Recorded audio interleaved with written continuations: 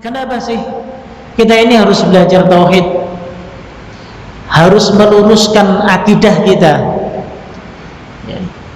harus memperbaiki niat kita dalam ibadah? Karena yang pertama, kita tahu bahwa Allah menciptakan kita untuk mentauhidkannya, untuk beribadah kepadanya dengan mentauhidkannya. Sebagaimana tadi kita sudah sampaikan dan kita singgung ayatnya, wa ma khalaqtul jinna wal insa illa liya'budun. Tidaklah aku menciptakan jin dan manusia kecuali untuk beribadah kepadaku.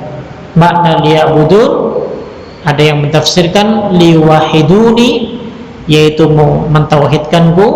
Ada yang mentafsirkan lagi liyufriduni, sama, mengesahkanku, mentauhidkanku. Ini maknanya sama, ya.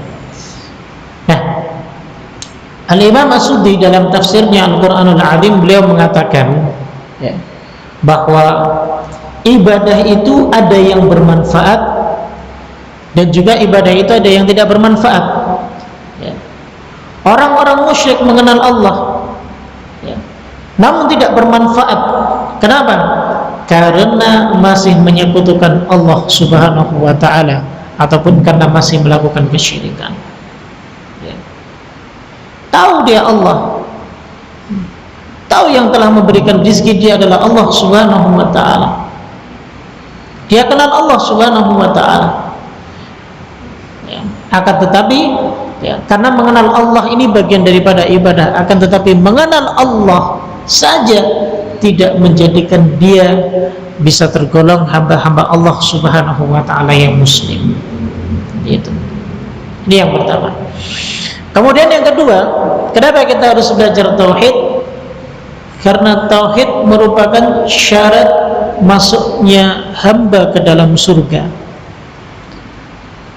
Jadi kita harus mentauhidkan Allah Subhanahu wa ta'ala.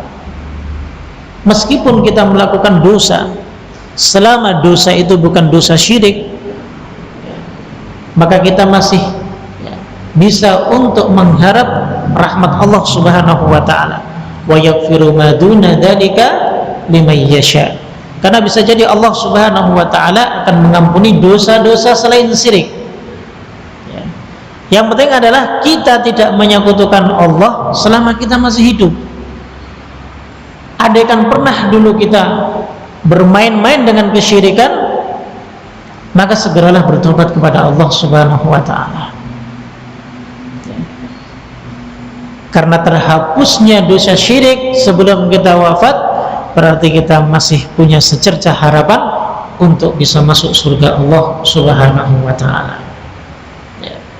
Makanya dalam hadis yang diriwayatkan oleh Imam Bukhari dan Muslim, Rasulullah sallallahu alaihi wasallam bersabda, "Man syahida alla ilaha illallah," barang siapa yang bersaksi bahwa tidak ada Rabb yang berhak disembah kecuali Allah. Lalu kemudian yang kedua adalah wa anna Muhammadan abduhu wa rasuluh, dan bersaksi bahwa Muhammad itu adalah hamba dan utusan Allah. Wa anna Isa abdullahi wa rasuluh, dan adapun Isa adalah hamba dan rasul pula utusan Allah Subhanahu wa ta'ala. Wa kalimatuhu alqaha ila Maryam wa ruhum min, dan serta kalimatnya, yaitu Allah menciptakan Isa dengan kalimat kun, yang mana disampaikan kepada Maryam dan ruh darinya. Wa anna jannatal haq wa anna nara haq, dan bersaksi bahwa surga itu hak dan neraka itu hak. Adkhalahullahu jannata ala ma kana minal amal, maka dia akan dimasukkan ke dalam surga apapun amalan dia. Imma dia mungkin pernah melakukan kejahatan, dia pernah melakukan perbuatan dosa. Bukan berarti kita meremehkan kejahatan ataupun perbuatan dosa, Pak. Tapi kejahatan dan dosa yang paling besar yang tidak akan mungkin diampuni oleh Allah kalau kita tidak bertaubat sebelum kita wafat adalah dosa syirik. Sehingga pertahankanlah akidah dan keimanan kita. Pertahankan. Karena terkadang di antara kita ini Ketika melihat pelaku maksiat, ya, kita responnya luar biasa besar. Tapi kalau mengetahui kesyirikan, justru kita ini malah menciut, ya. Seakan-akan itu dosa biasa. Nah, ini yang ditakutkan. Nanti akan muncul generasi yang mereka sudah menganggap biasa bentuk kesyirikan.